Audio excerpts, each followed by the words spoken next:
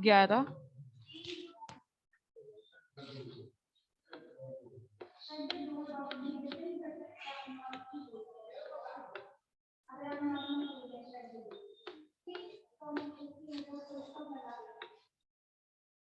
विराम चिन्ह।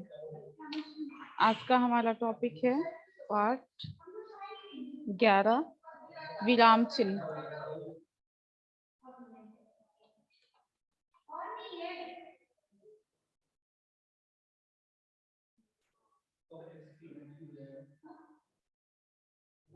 आज का हमारा टॉपिक है पाठ 11 विराम चिन्ह, पंक्चुएशन, जिसको इंग्लिश में हम पंक्चुएशन मार्क्स भी कहते हैं। सबसे पहले हम जानेंगे कि विराम चिन्ह कहते किसे हैं, विराम चिन्ह होता क्या है। तो विराम चिन्ह का अर्थ होता है रुकना, ठीक है, जिसको इंग्लिश में हम स्टॉप बोलते हैं। ठीक है, तो विराम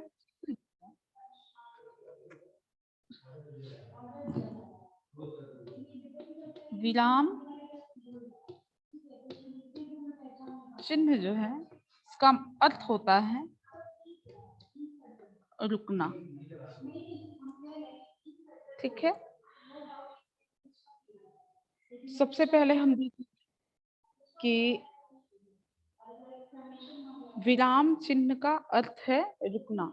लिखते समय जब हम अपने भाव एवं विचार बताने के लिए कुछ आवश्यक चिन्हों की जरूरत होती है।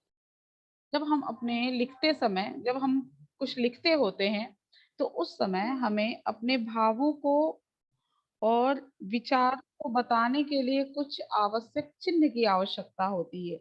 इन चिन्हों को हम विराम चिन्ह कहते हैं, जिसे लगाकर हम अपनी बात सही अर्थों से दूसरों को बता पाते हैं। जैसे कि अब जैसे मान लीजिए अगर कोई वाक्य हम लिख रहे हैं तो हमें अगर रुकना है तो वहां किसी न किसी विराम चिन्ह की आवश्यकता होती है। ठीक है, तो उसी के लिए हम विराम चिन्हों का प्रयोग करते, जैसे कि एग्जाम्पल में दिया हुआ है खेलो मत पढ़ो। तो यहाँ दिया हुआ है वाक्य में खेलो मत पढ़ो, तो यहाँ जो चिन्ह लगा हुआ है यह विराम चिन्ह कहलाता है। इसी को हम विराम चिन्ह कहते हैं। अब विराम चिन्ह जो है 4 प्रकार के होते हैं, लेकिन अलग अलग वाक्यों में अलग अलग विराम चिन्ह का प्रयोग करते हैं। अब जहाँ जिस वाक्य में जिस तरह के विराम चिन्ह की आवश्यकता होती है हम उस अनुकूल विराम चिन्हों का प्रयोग करते हैं। जैसे कि सबसे विराम चिन्ह जो है वह उसके 4 प्रकार होते हैं, 4 तरह के चिन्ह होते हैं जो विराम चिन्हों में आते हैं। सबसे पहला होता है आपका, सबसे पहला विराम चिन्ह होता है पूर्ण विराम। ठीक है, सबसे पहला विराम चिन्ह होता है पूर्ण विराम, जिसको हम इंग्लिश में फुल स्टॉप कहते हैं। ठीक है, तो इंग्लिश में फुल स्टॉप हम एक पॉइंट के जैसे बना देते हैं, लेकिन हिंदी में उसको हम एक खड़ी लाइन देते हैं। ठीक है, तो ये इसको हिंदी में हम को खड़ी लाइन को हम पूर्ण विराम बोलते हैं और इस छोटे से बिंदु को हम इंग्लिश में फुल स्टॉप बोलते हैं। हम हिंदी कोई वाक्य लिखते हैं तो वहां पूर्ण विराम यानी कि खड़ी पाई का प्रयोग करते हैं, ये हिंदी का पूर्ण विराम होता है। और जब हम अंग्रेजी में कोई वाक्य लिखते हैं तो वहां फुल स्टॉप का प्रयोग करते हैं।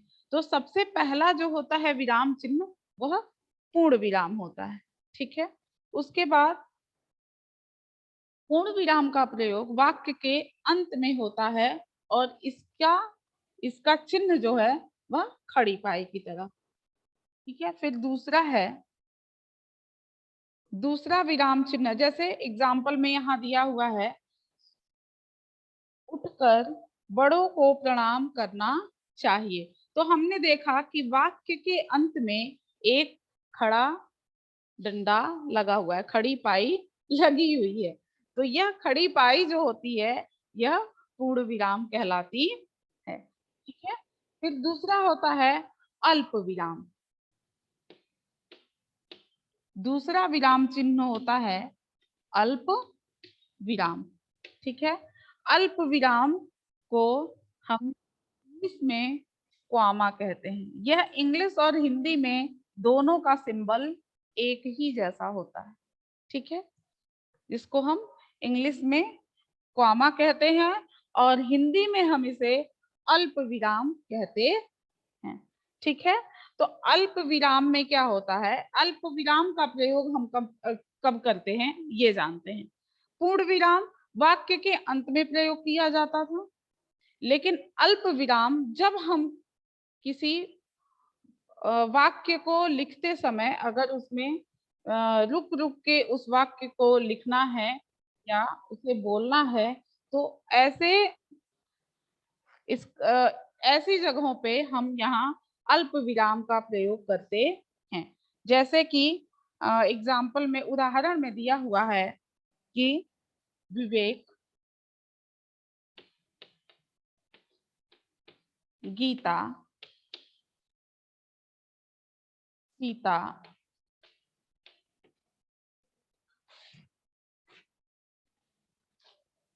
और मयंक खेल रहे हैं।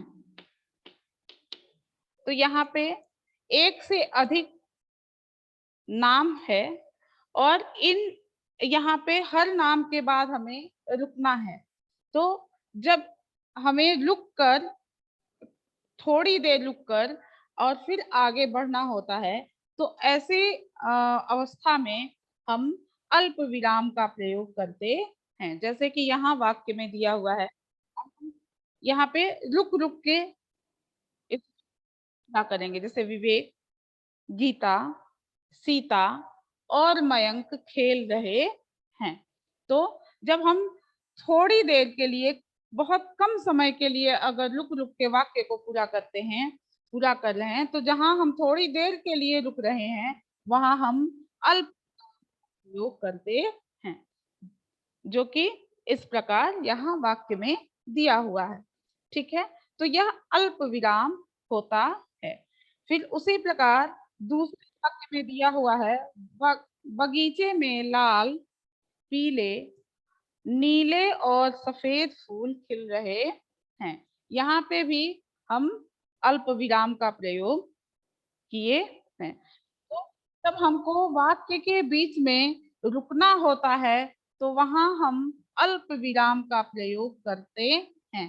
अल्प विराम का प्रयोग उसी समय किया जाता है वाक्य में, वाक्य के बीच में थोड़ी देर के लिए रुकना हो, और विराम का प्रयोग हम वाक्य के खत्म होने के बाद करते हैं।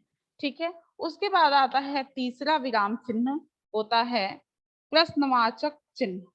ठीक है। जिसको हम इंग्लिश में क्वेश्चन मार्क भी बोलते हैं।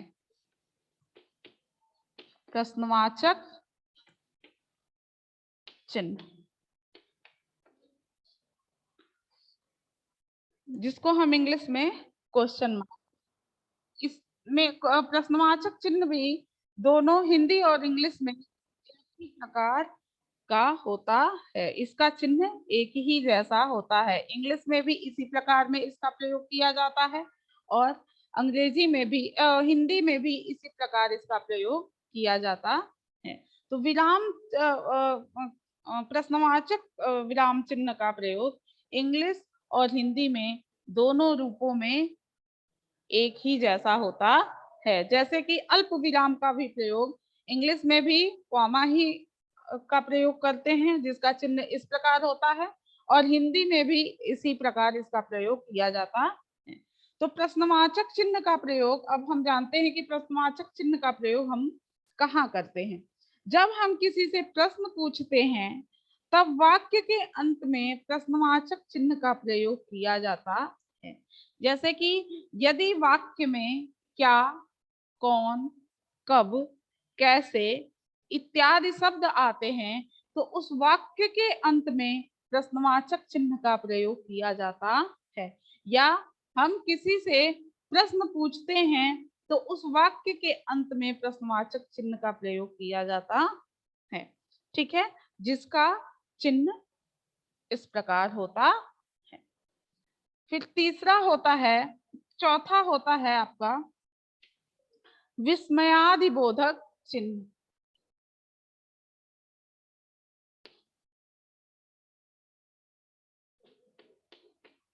विस्मयादि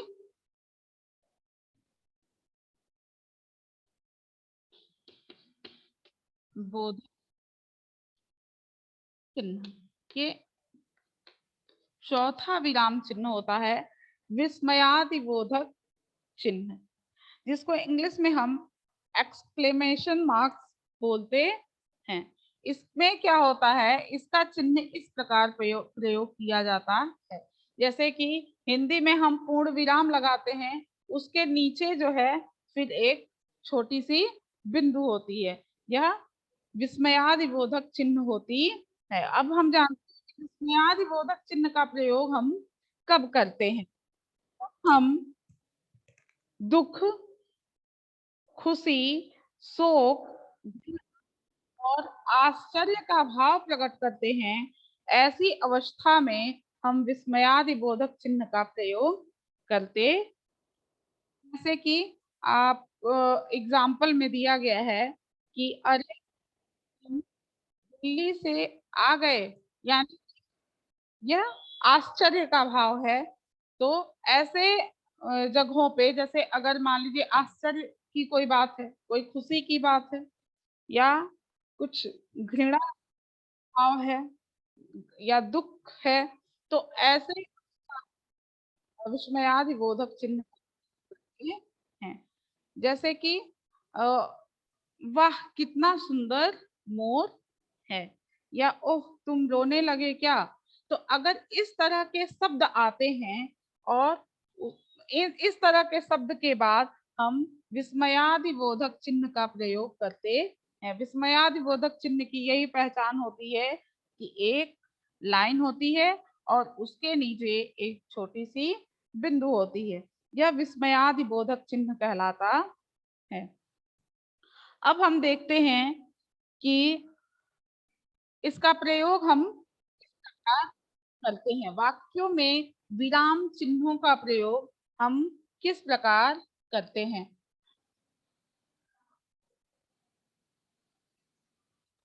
सबसे पहले आप जानेंगे कि पूर्ण विराम का प्रयोग कैसे किया जाता है। ठीक है, ये सीता नाच रही है।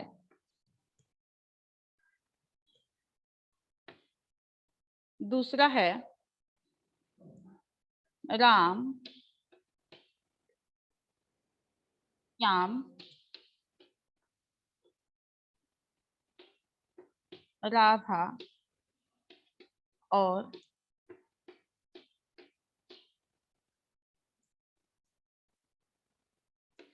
मयंक खेल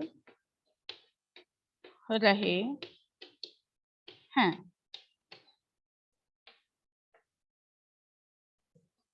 तीसरा है वाह कितना सुंदर मोर है। और लास्ट चौथा है प्रश्नवाचक चिन्ह तुम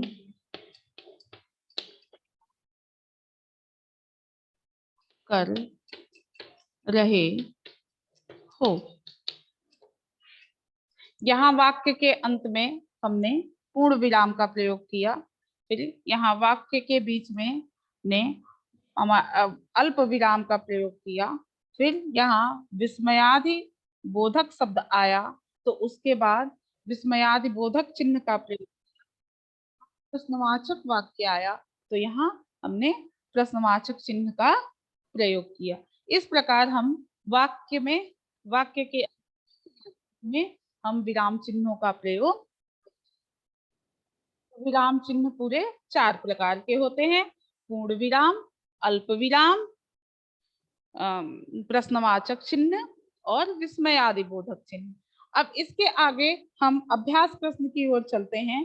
हमारा अभ्यास प्रश्न है पेज नंबर 49 पे देखिए, पेज नंबर 49 पे दिया हुआ है कि पीडीएफ जो है आपको क्वेश्चन आंसर और एक्सरसाइज का पीडीएफ आपको दिया और आप इसको समझ लीजिए और HW में इन्हीं दोनों एक्सरसाइज को आपको बुक में करना होगा।